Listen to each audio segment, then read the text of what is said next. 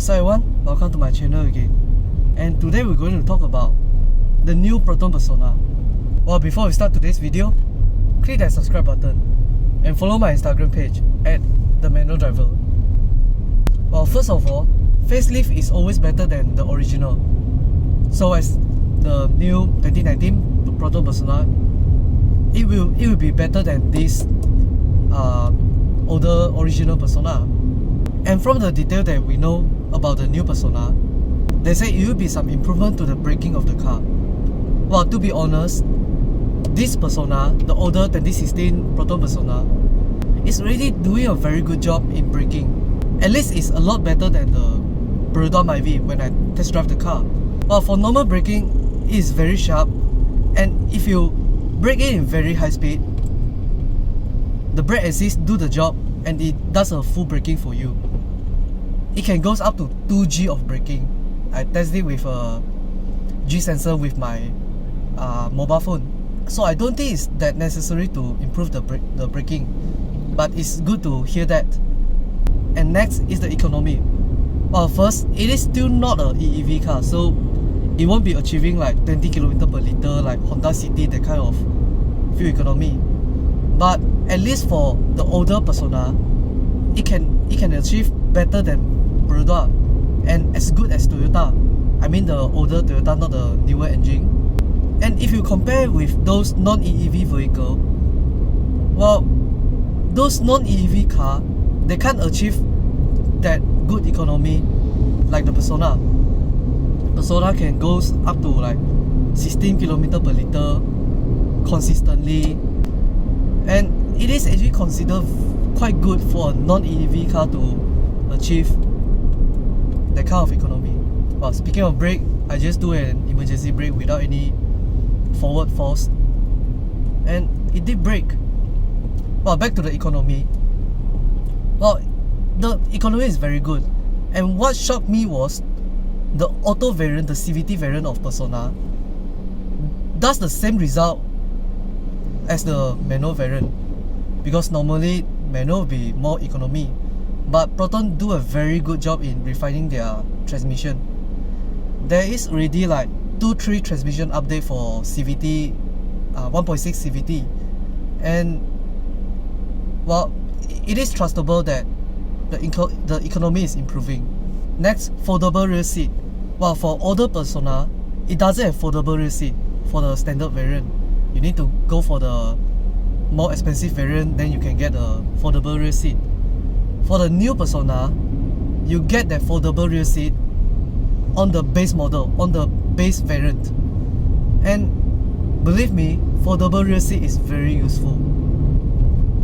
Well, I know Proton Persona already have a very big boot space, but sometimes it's like you need to carry a table, or you just need more space when you're helping your friends out to carry something. You just need that little bit more space. You just need that rear cabin to put something, and it can be very useful if you can fold the rear seat. Next is auto up window. Well, for this Persona and Iris, I believe it only comes with auto down, which means just one press of the button and the window will go down automatically.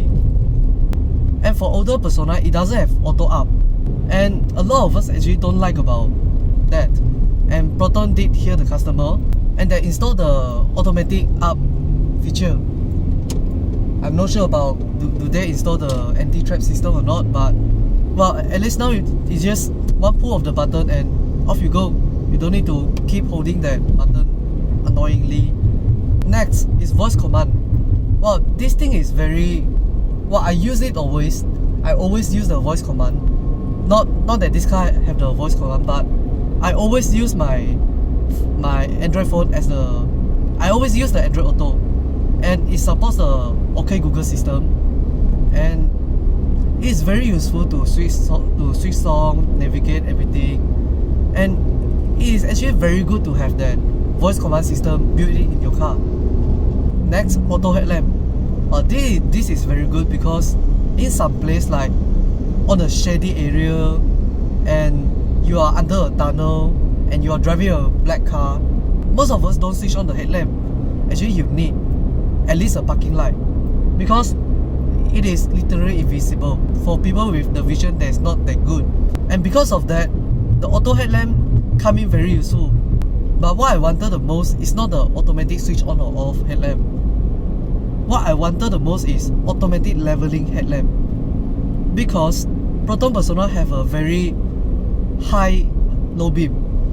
Because Proton Persona have a very high low beam, for normal driving, while it is good, the distance is very far, you can see far away, but just a little bit of luggage, like one bag at the boot, your low beam will be slightly higher than normal car, and it will cause uncomfortable to the car in front, and then you have to adjust the height of the headlamp. And well, I find it quite annoying because sometimes I drive my car without any load, sometimes I drive my car with half load, full load, etc. So every time I drive the car, I have to calibrate my height of the low beam, and I can't calibrate it with the wall. I have to calibrate it with a car.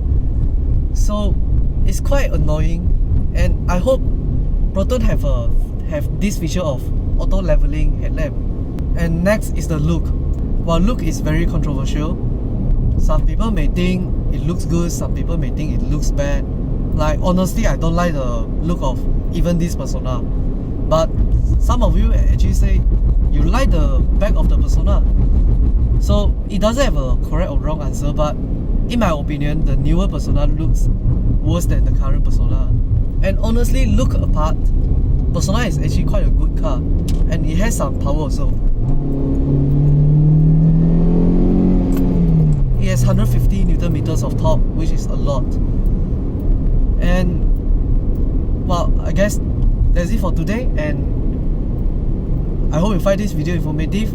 Click the thumbs up if you like the video, comment if you want to say anything, and subscribe if you haven't.